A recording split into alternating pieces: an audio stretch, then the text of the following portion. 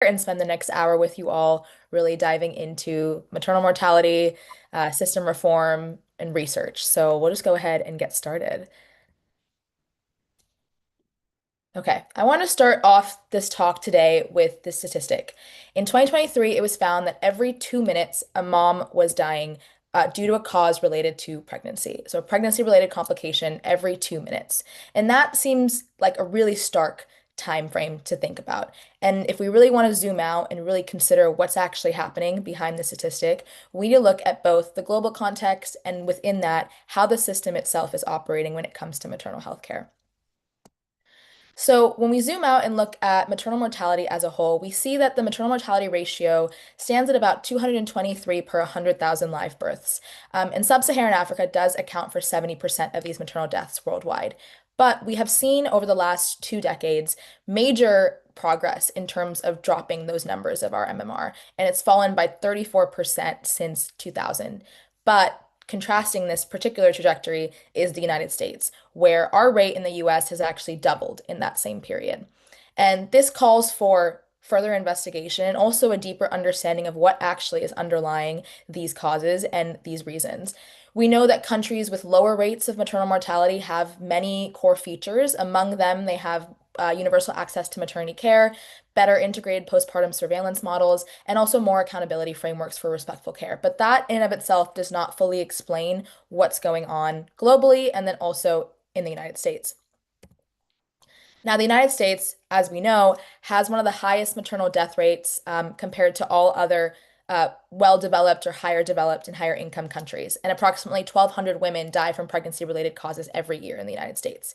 And if you look at this data here, we also see that this data that women in the US are also affected by race and other social factors that are influencing their overall maternal mortality rate. And so Black women in the US are most at risk for maternal mortality with a 3 times greater rate than their white counterparts. So not only is there a problem of maternal mortality and an overall death rate that is concerning in the United States, but we have a huge issue of racial disparity and inequity that is deeply embedded into the system.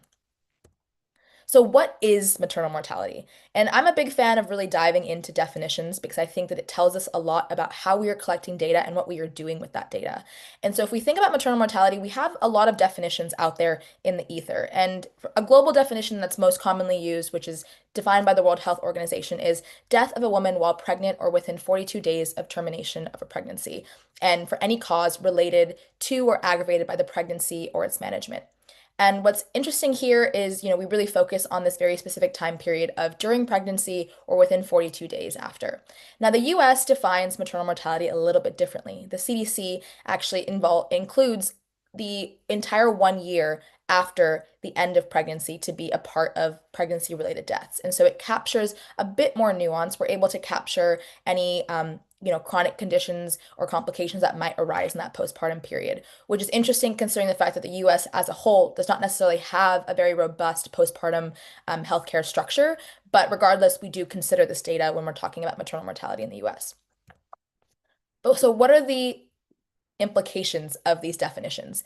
Because they're different and because they, continue to vary if we think about different jurisdictions, countries, states, cultures, etc., we have to understand that this complicates data collection and it also complicates solution building because we need to say and we need to build solutions very specifically for a very specific system since we know that no two systems are counting data the same way. And what this results in is quite a few phenomenons. We have undercounting and overcounting. So in low resource settings where there's maybe less infrastructure for maternal mortality review committees or other, oversight committees that are looking at the data, we have underreporting happening a lot. In high resource settings, we have this definitional variation. And so as a result, we might be misclassifying certain cases as counting in this bucket of maternal mortality or not. And of course, as a result, as evidenced by our racial disparities in maternal health care, this misclassification ultimately usually impacts the most marginalized groups, the ones who are most vulnerable. And so we have fractured data, which means we have fractured solutions in place. And so as a result, the system is inadequate and insufficient to handle what is actually going on. Now, maternal deaths themselves is actually a largely preventable problem. 80% of maternal deaths are preventable. 17% of these deaths occur within the first 24 hours of birth, and 60% occur within 6 weeks postpartum. And we clinically understand a lot of what goes on when it comes to maternal deaths. We know that root causes include hemorrhage, preeclampsia, any sort of cardiovascular condition or complication, infection, and also late presentation for care all contribute to maternal deaths. And this is widely understood and acknowledged within the field of obstetrics and gynecology. So that's not the problem here at all. But if we just look at clinical root causes, we miss a large part of the problem. So it's important to really think about how public discourse, both in the public health world, the advocacy policy world, and then in the clinical medicine world, has looked at maternal mortality as strictly a clinical outcome. But we need to consider that it's also part of this much larger story. If we only look at proximate causes of maternal mortality, we are missing all of the antecedent causes that lead to it. And it is this, you know, interplay of multiple components at once that we really need to consider when we want to build actual solutions. So this diagram is an attempt to sort of capture this nuance with the leaves being preventable maternal deaths as a whole, right? That 80% not. And the root of this problem, of course, is the fact that there are systemic failures in maternity care, and that's the trunk. But then as we get into the root specifically, we see these other components that are not necessarily those clinical outcomes, but instead things like delayed diagnosis and treatment, poor patient-provider communication, provider stress, workload, and burnout, structural racism and bias, and this idea of cascade iatrogenesis, which I'm really going to dive into a little bit more, but it's an attempt to really characterize how one thing leads to the next, leads to the next. So iatrogenesis comes from the Greek word iatros, which means physician or healer, and genesis, which means generation or birth. And this concept of something that is brought forth by healer. And in the case of, medical care and the healthcare system in general, it's this idea that, ill health or disease can result from the use of certain interventions or from medical care writ large, specifically things like diagnostic testing, treatment, or hospitalization. And so it really attempts to capture the potential downsides that occur as a result of a highly medicalized, highly efficient healthcare system. And so, if we're going to then look into what cascade iatrogenesis means, it's the chain of medical interventions that lead to harm. And this harm can be unintended entirely. But when we look at maternal mortality and we're looking at the data, we are ultimately only looking at that last point, right? So, how do we work our way backwards? And how do we actually really look and examine the chain that leads to this? And so, obstetric violence or mistreatment in maternity care, also called disrespect and abuse, there's multiple names for it, is an attempt to really characterize all of these components that contribute to harm in maternity care. And so, it involves verbal and physical abuse, coercion, denial of care, and mistreatment. In obstetric violence, specifically, the term is actually rooted in a lot of really interesting history and even controversy. It was actually birthed out of Venezuela in 2007 as a result of a lot of outrage and outcry over a lot of maternal deaths that were happening in the area. And so it was first codified in law in Latin America. And then from there, it actually grew and sort of transcended into various spaces, including, policy and advocacy, and then eventually public health and clinical medicine. And we know in the United States, 1 in 5 women report experiencing mistreatment during their labor and delivery experience. So that is a significant number to also contend with. It's not just about receiving care for XYZ symptoms and then leaving the hospital, but no, there is this entire psychosocial component of care that is being not properly doled out, and women are experiencing this and reporting back. And it reflects in how our maternal mortality crisis continues to prevail. Now, this diagram is an attempt to really characterize what kind of falls under the umbrella of obstetric violence.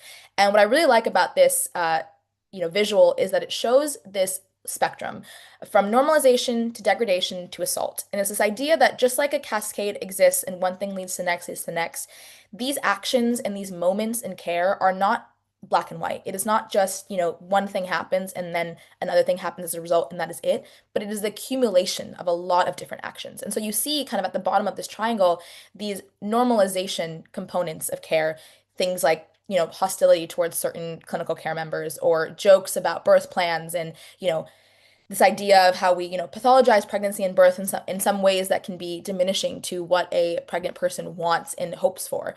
And so again, these things then escalate and go further and further up this diagram to, the more extreme versions of violence and harm and mistreatment. So what can we do? Well, first, we have to stop looking at just the endpoints of care, right? It's not as simple as you walk into the hospital and then you leave with a baby and then that is it. But instead, it is the moment-to-moment interactions that actually shape labor and delivery. And if we really break down labor and delivery as a, aspect of medical care, the the vacuum in which L&D and intrapartum care exists is really unique because it's where technology, protocol, and perception all intertwine. And it's also a moment of extreme heightened emotional arousal. It is you're managing two patients at once, and it's often very urgent and very there are many factors that go into how a birth can happen. And also, for that matter, it's the one area of medicine where you have a patient walking into the room with expectations of what they want. And that changes things because you are now thinking about not just the medical system or looking at XYZ symptoms and interacting in a certain way with it via an intervention, but actually like the social and communicative component of two people interacting in this medical encounter. So, how can we actually disrupt systemic inertia? How can we stop enabling disrespect and abuse in childbirth? That is the fundamental question that I want us to grapple with today. And it's really in line with the theme and the title of this talk of what cannot be seen cannot be changed, right? So right now we're wrestling with what do we know and what do we not know about maternal mortality and maternal health as a whole, and what can we do to actually change it? So I could, alongside my team at Massachusetts General Hospital, we conducted a mixed method study that looked specifically at medical providers and their perspectives around disrespect and abuse in maternity care. And this was one of the first studies of its kind to look specifically at physicians, midwives, and nurses. So we were capturing a wide school of thought when it came to obstetric care, and also one based in North America or in the United States, since a lot of the work that's in this field up until this point has been primarily in the global south, has looked at only patient perspectives, or has only looked at midwives or just nurses, and hasn't attempted to actually cultivate all of this data in one place. And then the mixed methods approach is also enables us to look at both the quantitative and qualitative side of this problem. So we had three main hypotheses that we wanted to wrestle with: knowledge, stress, and care quality. And, if you think about the healthcare system, those are all aspects that make a lot of sense as to why we'd be really interested in what's going on. When it comes to knowledge, we were curious to know if providers were more likely to acknowledge that obstetric violence and disrespect and abuse existed in obstetrics in general, as opposed to at their own institution. And this was really, coming from the literature itself, where there's been so much controversy and pushback at the term of obstetric violence, a lot of providers feeling it's inherently antagonistic or it's not necessarily conducive to any change, while others feel like, oh no, it's actually really reflecting a true state of affairs when it comes to gender-based violence, whether that be intentional or unintentional. So there's that debate there that we wanted to really see and wrestle with. When it came to stress, we were curious to know if higher perceived stress would be linked to lower care quality, which, seems intuitive if we think about it, but is that something that is driven by factors like staff exhaustion and patient acuity, especially considering the nature of obstetrics being so intense. And then, of course, care quality. Do communication and autonomy, these attributes of respectful maternity care, do they actually predict how care quality is achieved and doled out? So, to start off with, we looked at the comparison in belief in obstetric violence existing, and there was a statistically significant difference in providers who believed that it existed in obstetrics and midwifery writ large in the field, as opposed to those who believed it existed at their hospital. And this, really points to a very common, psychological phenomenon of fundamental attribution error, and we're very likely to want to look outwards when we're looking at a problem as opposed to acknowledging that it could be within our system and within our space. And of course, again, it points to this controversy in general in the field when it comes to using these terms and discussing this in the context of maternal care.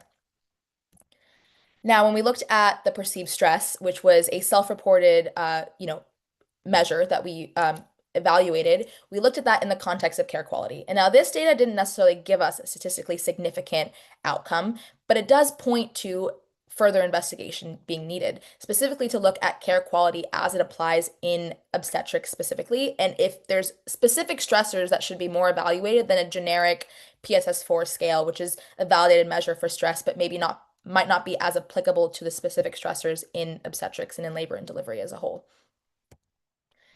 And then we also conducted an exploratory factor analysis. And so this is a statistical technique that essentially attempts to sort of find a way to parse through data and specifically bucket more latent factors that contribute to certain trends and certain answers. And so in this case, we had a lot of survey questions regarding respectful maternity care, care quality, index scores, etc. So using those, survey questions, what are the variables that, play a role in how they're categorized? So are there questions asking about clarity and informed consent, or are they about safety and dignity and respect in that way? Is it about, a woman feeling empowered in her decision making? So again, a communication, respect, and autonomy were seen to be the three significant latent factors extracted from our data, of which communication was the largest contributor to all variation that we saw in care quality answers. So moving on to the qualitative themes of this research, there was four major themes that were really, pivotal to what we were, conversing. And again, MGH as a hospital in Boston is a academic medical center, sees about 3,800 births a year, is an extremely busy maternity care center. So there's a lot of factors that go into that environment specifically. And we saw that when it came to patient-provider communication, which was again one of those root causes in that tree diagram, informed consent is one of the first things that breaks down in obstetrics, and specifically when it's an obstetric emergency. And we had nurses, physicians, midwives all commenting on this fact that, you do the best you can. You want to debrief with the patient, you want to answer their questions, but you're also managing two patients at once. And there is so much clinical discretion and urgency that goes on, urgency that's required to do this work, so that there's that balance there. But then as a result, informed consent sometimes is pushed to the wayside, or it's, minimized or done in a less cohesive way. And then, of course, you have this idea of within communication, there's this component of perception, right? In a medical encounter, you have a provider, you have a patient, and the provider is technically the expert in the room, and they have, the knowledge to make these decisions for the greater good, in which in this case is making sure that mom and baby are both safe and healthy. But of course, in painting those pictures and communicating those reasons, those risks, it's possible and very likely that a lot of patients feel like they're being threatened, they're being coerced, they're not feeling like they're being listened to or actually engaged in the process at all. Then we pivoted to organizational factors being another major qualitative theme. And this, of course, makes a lot of sense when you think about how much healthcare has evolved under a highly medicalized system, especially in the United States. We're seeing this sort of, phenomenon of McDonaldization of healthcare, where we're really emphasizing efficiency and bureaucracy and making sure that we're getting patients in and out and triaged right away. And so as a result, birth and labor become a checklist, and there's just so much volume and so much busyness that there's not enough time to necessarily sit with each patient and walk them through everything. But regardless of that being a true, feature of the healthcare system, it doesn't necessarily mean that there should be any violations of privacy and dignity and safety. So it's that balance there of, okay, where do we strike that healthy balance? Language discordance kind of within this communication component was actually a really important part. We saw MGH sees a lot of patients who are Spanish speaking, Haitian Creole speaking, as well as a plethora of other languages. And language concordant care, which we know is a really big indicator of better outcomes. The minute you have discordant care, you have greater, longer hospitalization stays, more readmissions to the ED, more complications, more dissatisfaction and psychosocial, adverse outcomes. And so we know that language discordance is a really important component of care. And when we looked at this data, we saw from both the physician perspective and the midwife perspective of how, when you're thinking about obstetrics, you're thinking about intervening immediately, you are, running out of time and you want to communicate the risks, communicate what you're trying to do as an intervention. Finding an interpreter or finding a tablet that will interpret for you is not always the major priority. But as a result of that, then it's often these patients that do not speak English as their first language that are not told what's really going on, or are told what's going on in a very limited, minimizing way, and in doing so experience an immense loss of control because their decisions are essentially being made for them, even if informed consent and communication is the ultimate goal. Now, if we were to look at the other two themes, patterns and disrespect was a big one, mostly in relation to this idea of compliance, right? Again, I bring up this point about the expert in the room because it really speaks a lot to the medical system and the dynamic that exists in a medical encounter. And, you have expertness, which is very functional because you need your provider to know what they're doing, but you also cannot minimize the fact that the patient also knows what's going on with their body and their experience. And so that conflict can sometimes arise in the name of compliance, where providers, excuse me, sometimes feel like, the patient is not going along with what you're presenting and they're putting up a fight, which again was well within their right, but then that sort of hinders what could be a more smooth approach to medical care. So it's how do you balance that sort of communication breakdown? And then, of course, you have cultural, racial, social biases that really alter how care is being provided. Within our data set, we had many providers comment on maternal age, substance use history, race and ethnicity, being some of the big factors that sort of changed how they approach their care and are variables that they believe are actual like bias factors.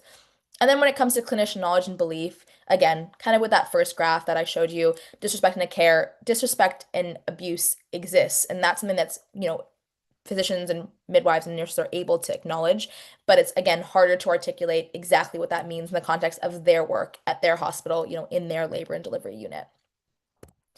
So the key qualitative takeaways, and kind of in tandem with the quantitative, data that I shared, is that workload, facility infrastructure, these are all major constraints in the provision of clinical care, and that's the case in any setting. Low resource, high resource, it's a problem across the world. But we know that, when we remove this question of resources, which has been a big part of this research in global health, because since so much of this research has come out of the global south, a big, explanation that they've used in a lot of literature is, of course, resource demands is not meeting what they need to meet. So then these things are happening. When we take the resource question out of it by looking at a high resource, medical academic medical center, we're seeing then that it's not just the resources that is leading to these outcomes, but it's consent processes and communication procedures that are genuinely breaking down, which means that those are also the areas of medical care that can be leveraged to prevent disrespectful maternity care.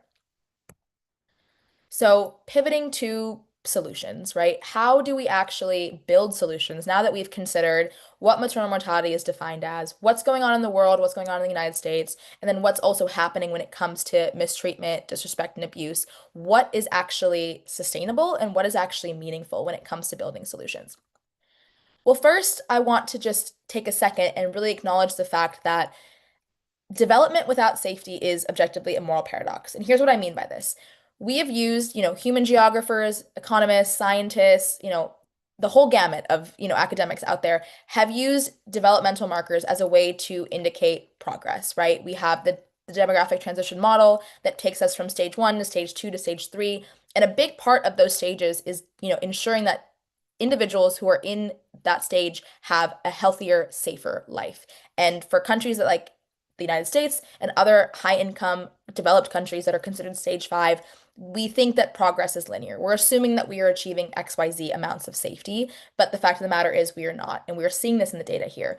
We have a robust healthcare system, but women are still dying of childbirth and pregnancy related complications constantly. And we don't have enough oversight or infrastructure to even begin to mitigate this as a result, which is why we've been seeing, rising rates of maternal mortality over the last 2 decades in the US. So that's what really, takes us to this idea that we are operating within a stable but suboptimal system. So currently, we're in sort of what I would call a bad equilibrium, where we have this huge focus on self-protection, which makes sense because, we're talking about fast-paced care, defensive medicine practices, which is a big part of obstetrics because of, litigation rates. And of course but we also have on the flip side worsening outcomes for women through disrespect, abuse, and systemic bias. So it's this balance here where we're sure we might be stable, but it's not necessarily a good equilibrium that we're at. It's objectively suboptimal. And so what that tells us is that we are essentially stuck. We're stuck in this moment of systemic inertia where we do not know where to go from here, and we're stuck in terms of what we can do next. And we know that these negative outcomes continue to exist. The data is there. It shows us that this racial disparity exists in maternal mortality, that Black and Hispanic women are dying at a 3 times greater rate. We have these numbers, but the system remains stagnant, right? There's been very little change in care practices and accountability. So what does that really mean? I introduced the topic and the concept of cascade iatrogenesis earlier to really show sort of this domino effect, right? One thing can lead to the next, which can lead to the next. And when you think about that, that's a, fundamental feature of medical care, especially in a modern medical system. But then think about this slanted table, right? These dominoes are going to continue to fall, but this slanted table is going to make it so impossible to ever stabilize. And that slanted table is how maternal health care is currently being operated. And the people that are going to face the greatest harms as a result of this system are the ones that are the most marginalized and are the most vulnerable and at risk. So let's break this pattern. That is the big goal of today's talk, of my work, of what I hope a lot of people's work is in terms of, maternal health care and the the US healthcare system, the global healthcare system in general, is how do we actually break this pattern? Because we can spend all day talking about numbers, trends, statistics, data from research, but if we don't actually take that into policy and advocacy and actual system reform, then we're not doing anything with it. So, the World Health Organization has a few guidelines for what they define to be respectful maternity care, right? Which is the exact opposite of what I've just spent talking about in terms of disrespect and obstetric violence is the goal. It's what we want to achieve. And this means that care is free from harm and mistreatment. It maintains privacy, confidentiality, and dignity, ensures that informed choice and support is always given, and we have equitable, non-discriminatory treatment. And as you can see with the data I presented today and also the general state of affairs, we are not necessarily meeting many of these, tenets at all, actually. We have, an extremely high rate of harm and mistreatment and informed choices being broken down, and we already know that equity is a big issue. So how do we actually come back to these core components and how do we achieve them in a system that is continuously changing but also staying the same? Well, our study did confirm that providers recognize that disrespect and abuse is real. And that's a really big first step, right? What cannot be seen cannot be changed. If we are unable to articulate a problem, then how are we going to actually build solutions for it? So that in of itself is a fantastic first step, but there's also these constraining factors: stress, hierarchy, and fear of blame, right? So just recognizing the problem is not going to do enough for us. So that means we really need to think about multi-level solutions. Solutions should not be siloed in one aspect of care or in one type of solution, but instead needs to be far-reaching. So from a systems level perspective, we could implement real-time tracking and transparency tools, right? Building these more dynamic and holistic dashboards that show disrespect and abuse complaints, that integrate birth plans directly into someone's EMR, that looks at, informed consent across the entire, a duration of pregnancy as opposed to just in this moment of labor and delivery, whatever that might be, implementing that broadly across the system. From a culture and training perspective, of course, we can do more work in terms of really identifying and examining implicit bias and how consent dynamics really change when implicit bias plays a role and what that really looks like in terms of care provision. When it comes to accountability, we can look at licensure renewal and accreditation and tie that to, goals to reduce mistreatment. And we can examine this data by subgroup status. And of course, patient empowerment, right? At the core of all of this is, wanting to ensure that we are truly having patient-centered shared decision-making processes. So can we implement digital feedback tools? Can we look at patient advisory councils at hospitals and look at provider perspective from a variety of cultural contexts, learn from one another, actually build out this, patient kind of involvement component. Ultimately, when it comes down to is we can't have any more hiding, right? We can't improve what we don't measure. And right now, the crisis of maternal health can, there can be attempts to distill it into something as simple as the rates are rising and it's worsening in the United States. But if we don't actually look at all the small components that lead up to it, we're going to get nowhere. And, this can start with something as simple as standardizing definitions, right? I talked a little bit earlier about what, this differential definition, conundrum does in terms of data collection. So can we adopt unified metrics? Can we actually align these definitions globally and then locally and really have that improve how we conduct, maternal mortality review?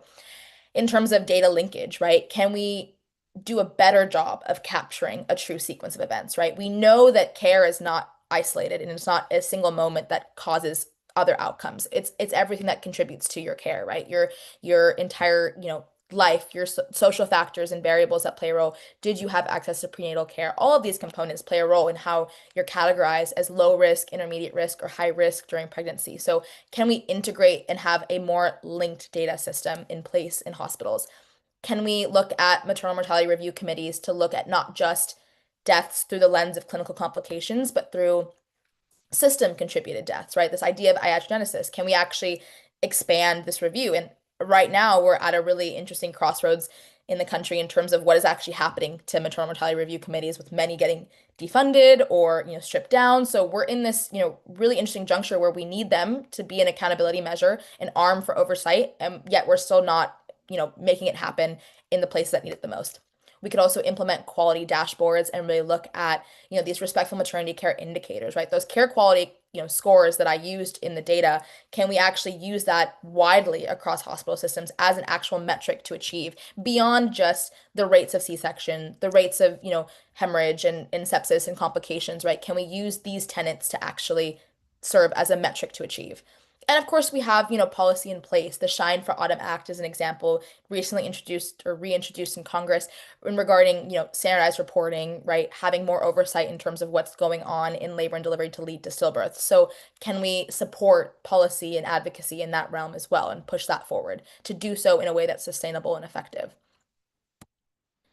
Ultimately, to stop the cascade, we must call for a major paradigm shift, right? If we look at healthcare the way it is, if we continue on in this path, we're going to just stay in this systemic inertia. The system is going to operate and exist the way it exists currently. And hospitals and all other delivery care models must move from this reflex of intervention first to reflection first. And that, might sound a little lofty when we're thinking about, the demands of obstetric emergencies and labor and delivery and what needs to happen clinically in that moment. But as a culture and as a care model overall, if we have this shift overall, it will reflect even in those moments of high intensity and emergency. And ultimately, we can start doing this by empowering providers and stakeholders, having them be at the forefront of fostering change, and ensuring that we're creating these frameworks for accountability and respectful care, right? We're not just looking at this as a list of goals that we want to achieve in some distant future, but instead say, okay, these are the metrics that we want to really evaluate, and we want to make sure that the work that we're doing and the interventions that we're doing in place, in practice, actually reflect these goals. So really integrating that system fully into all aspects of maternal health care, and not just labor and delivery, but throughout prenatal and then all the way through postpartum, that 1 year, after you give birth.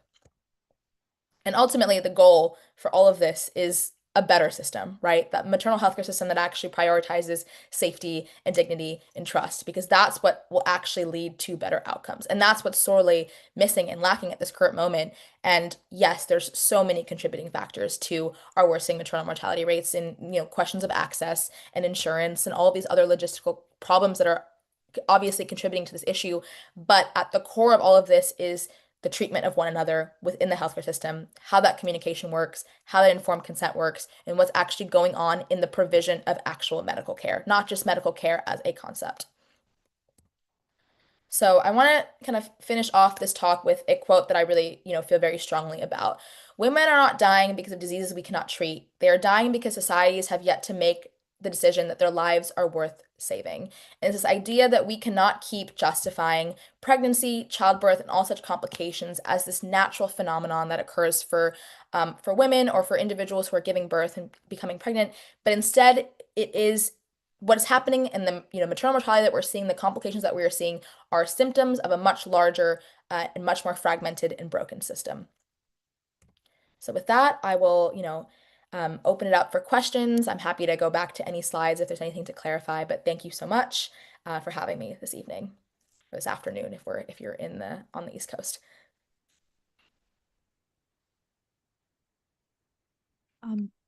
Sahana, thank you so much for this wonderful, beautiful talk. We've invited folks to add in some questions into the Q&A section, and I know some folks have put some questions in the chat. So first off, someone asked if there were existing data specific to states, race, and economic status in terms of some of the things you were discussing. Absolutely, yes. Especially with the United States, there's been a lot of data and, analysis that's been done across US Census Tract data. So looking at race, social deprivation, there's a lot of different indexes that we're able to use to really define what's going on. So there is data out there and, we have maternal mortality rates that are split by state, right? We're able to identify which states are the worst in the country and how that ranks up all the way to, first place and then 50th. And we also have data on where we have the most social deprivation when it comes to maternal care. And specifically, especially, we also know what regions and counties are the most lacking in terms of resources. So about 33% of counties in the US are identified as maternity care deserts. So again, when we look at that data specifically, we're really able to dive into socioeconomic status, race, all of the variables that, I mentioned earlier. And then someone else was asking, would you be able to make any of these information you shared, is particularly like your presentation or other handouts available to participants today? Yeah, absolutely. I'd be happy to share a copy of these slides. I also can link two of the journal, publications that we have from the study itself to really, if you would like to dive deeper into what I was trying to, succinctly summarize for us today. So I'm happy to share all of that with everybody. It's wonderful. It's wonderful.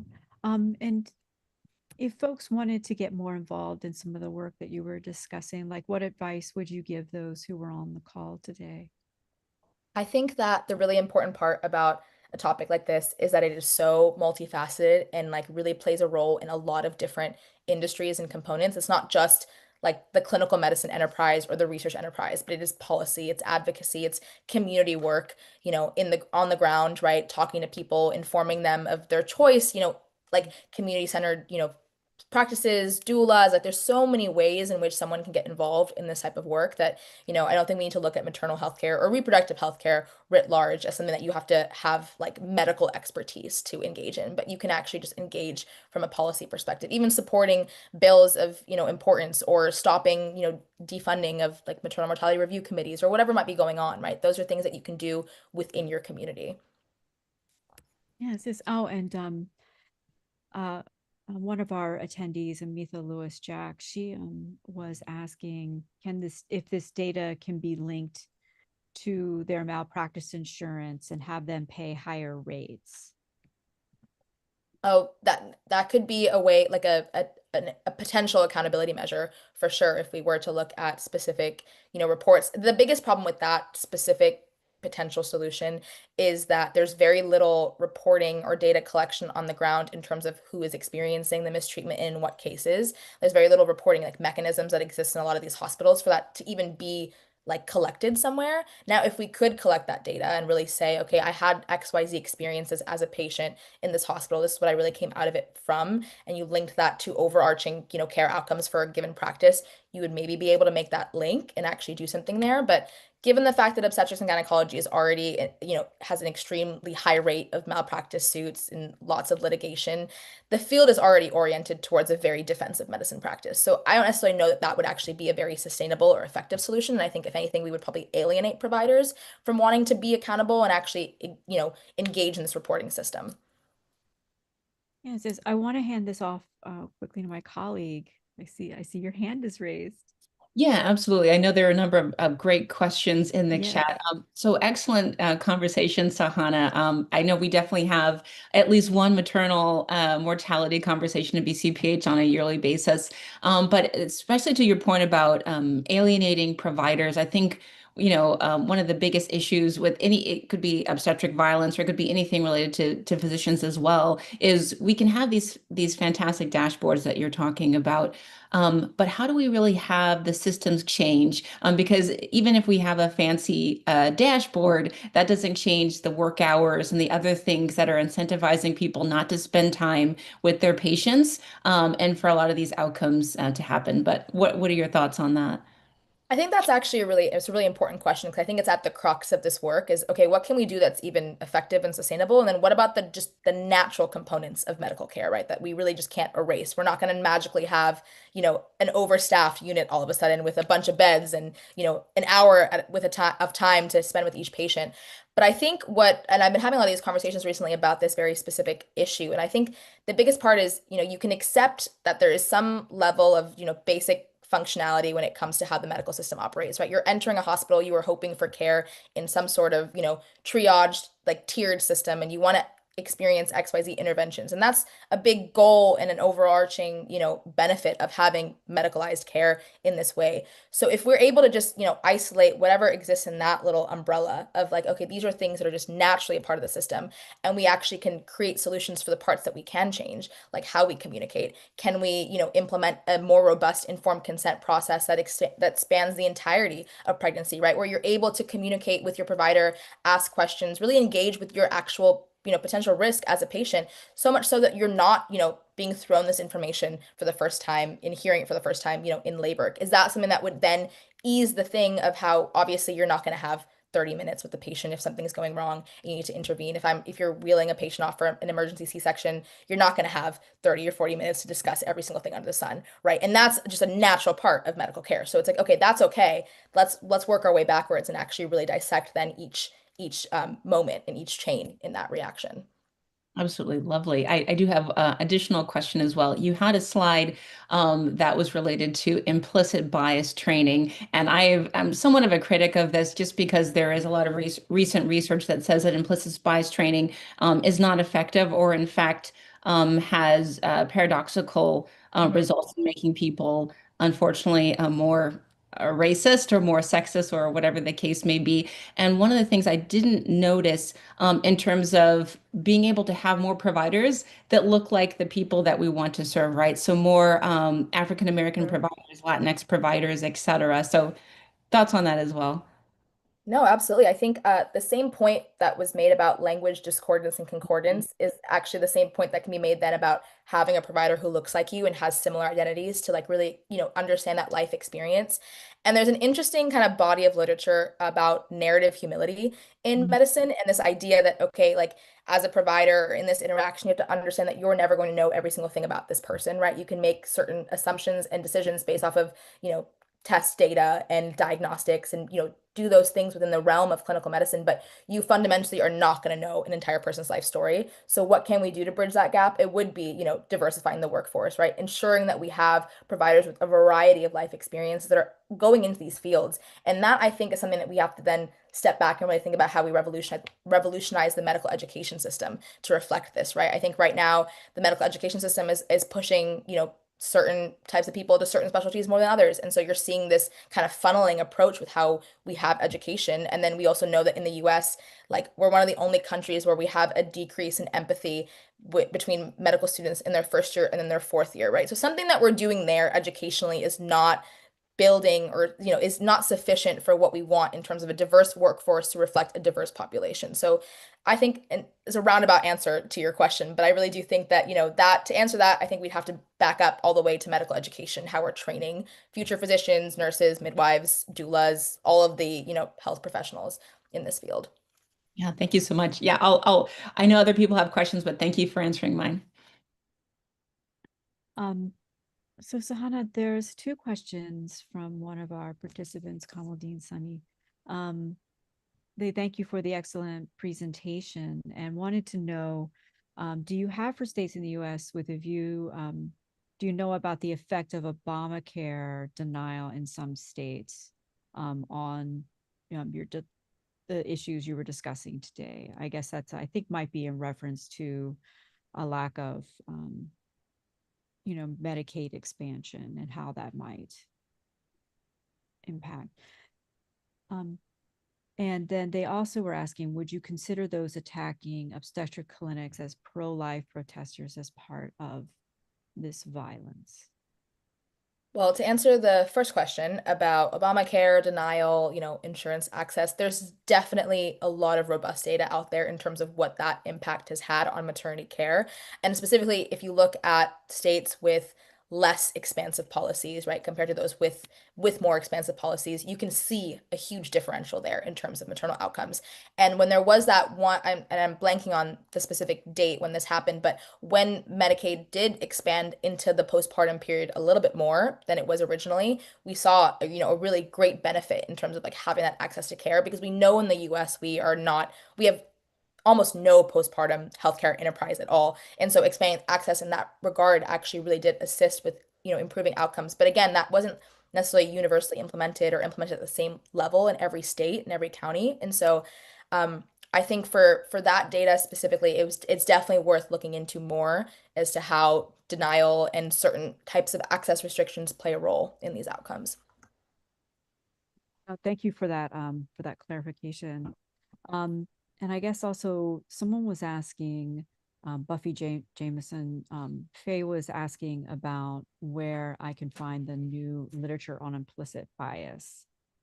And I know you mentioned you were willing to link some articles you had authored. And I didn't know if you had any authors you wanted to recommend on this or training manuals, training materials. I mean, I think And I Dr. see, Carpenter oh, fabulous. Yeah. is putting in some great resources on implicit bias, so I would definitely look at those. I think I'm more familiar with it in the realm of accountability and, excuse me, how it applies to, maternal health care. But I'm actually very excited to look at these sources and learn a little bit more about it. Fabulous, fabulous. And also for those who might be coming in from academically aligned fields, if you do like a Google search on these search terms in Google Scholar, if you go to PubMed um, .com, you can find resources as well, or just do an overarching Google search. Things are bound to pop up that might lead you to some trustworthy resources. And obviously, there's some links in the chat here that will take you automatically right to things that you need. I do see that someone has raised their hand. Let me go over to there. Kamadine, I'm going to put you on allow to talk, and you can ask your question live. And if anyone else would like to ask their question live, please raise your hand.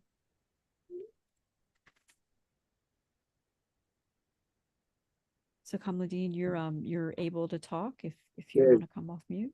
good afternoon. Good afternoon. Hi, good afternoon. Thank you again for the presentation. But my concern is this, because the data reflected high incidence of this in African American, right? But the source of the data, if I'm African American, I have Blue Cross Blue Shield insurance. Mm-hmm. Chances are that you're not likely going to get anything about me in your data.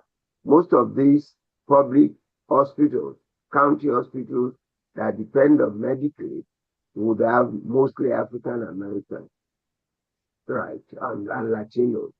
How did you in any way account for this in your data analysis? Thank you. If I'm understanding your question correctly in regards to insurance status and what this data typically captures at a specific hospital, I mean, a lot of these hospitals really are seeing a wide variety of patients, right? You have safety net hospitals like BMC in Boston, Boston Medical Center, that obviously is seeing a much larger Medicaid population than they might be seeing private insurance. But at an institution like MGH and a lot of other academic medical centers, you are really seeing this wide array of insurance status or lack thereof. And so, really, in terms of capturing, like you said, those intersections, right? I think it really would really come down to what study site you're working with or what population you're looking at. And of course, this changes drastically with the US specifically state by state and county by county. So we have, almost no uniformity when we're thinking about this, right? This study that I conducted with my team at MGH was focused specifically at MGH, so it's taking into consideration a very specific context. But even if we were to zoom out to rural Massachusetts, we would probably have completely different, answers and, expectations from providers about what maternal care looks like. So I think that the data does exist there for sure, but it's just a matter of how are you finding it and defining it.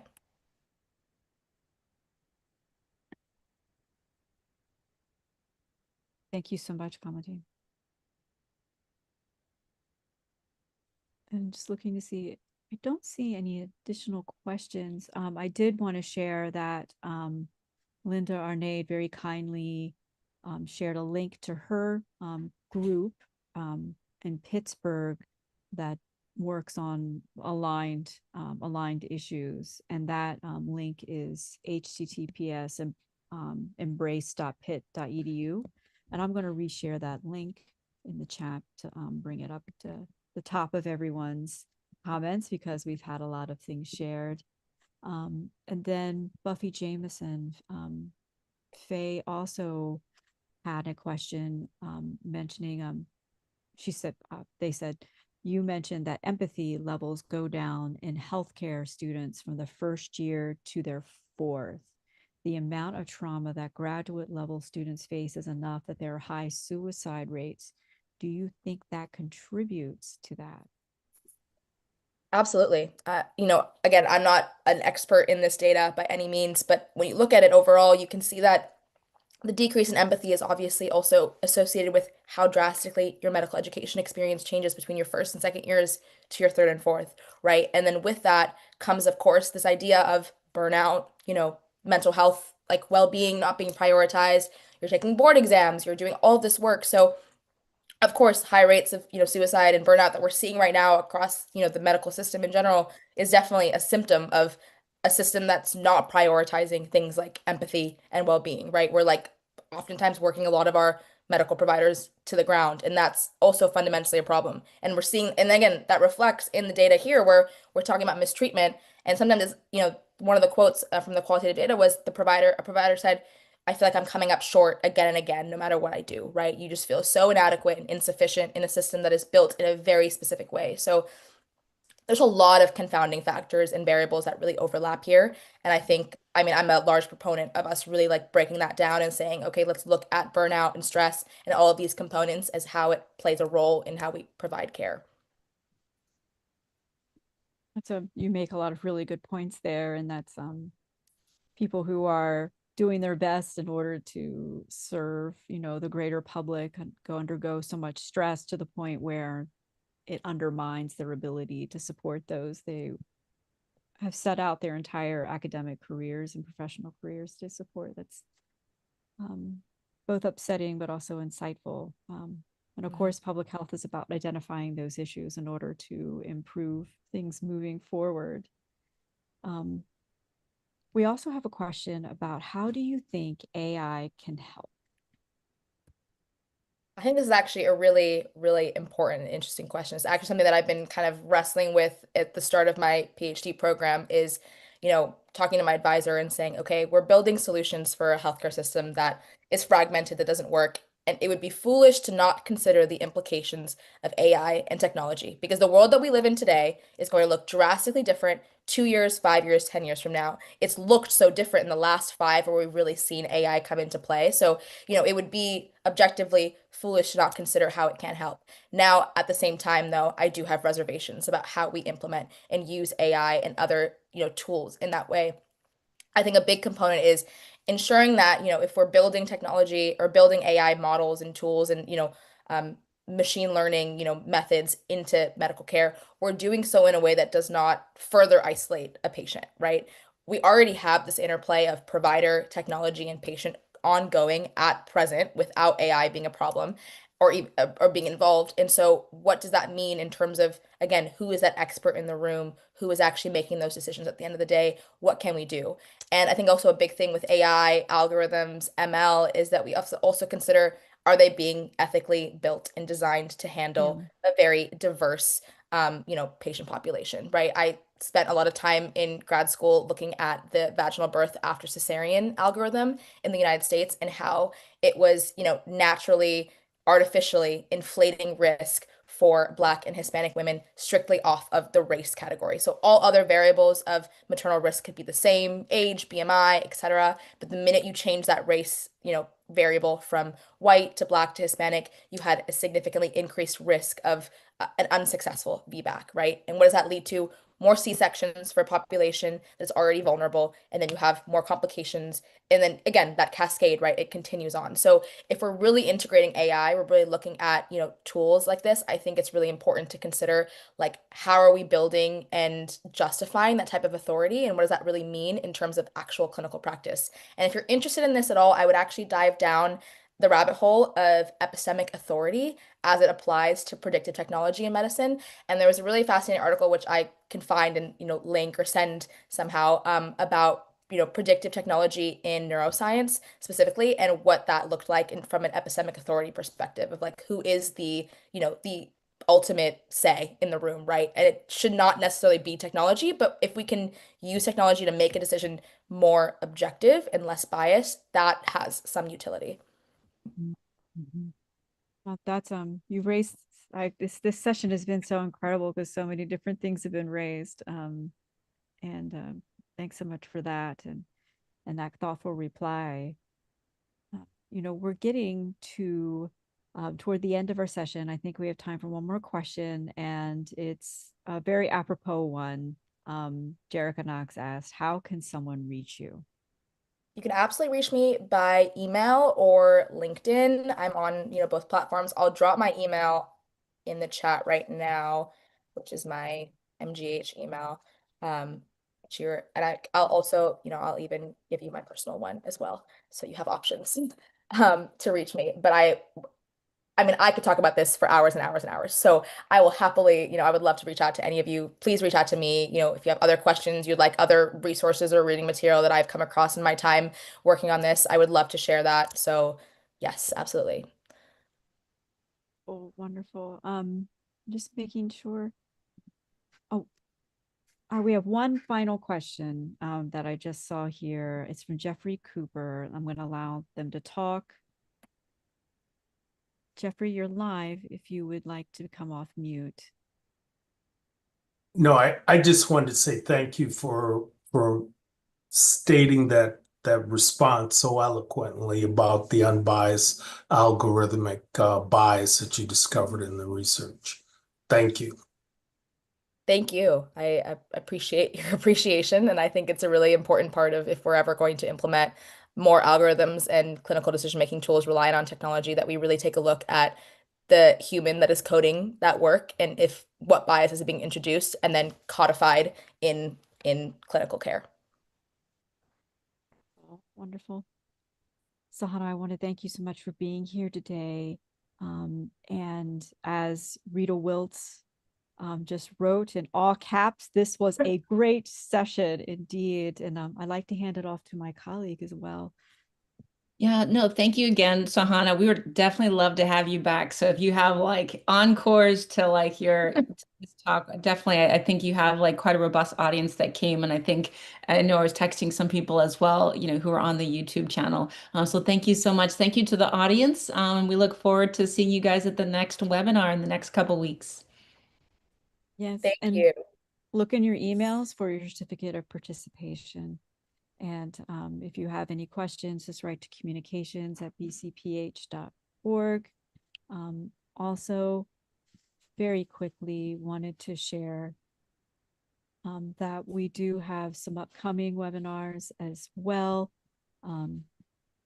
Obviously, Sahana is one of our 40 under 40. You can learn about that at our website. This is an award that's available to all of our members. You can learn about that at bcph.org. We also have a session coming up on November 12th about our World Delegates program. And then on November 22nd for our editorial fellowship that's coming up, which is a 2-month fellowship if you're interested in academic and scholarly publishing.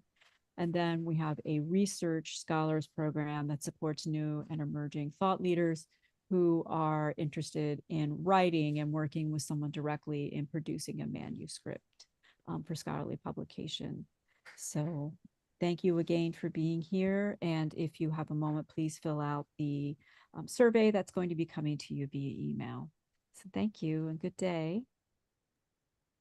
Thank you. Thank you, Sahana. Enjoy your evening in Oxford. Thank you. Thank you. I will. Have a good rest of your day, everyone. Thank you so much. Thank you. Bye-bye.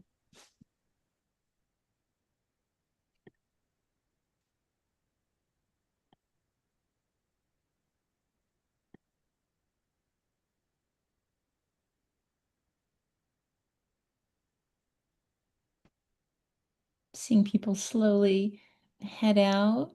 Yeah.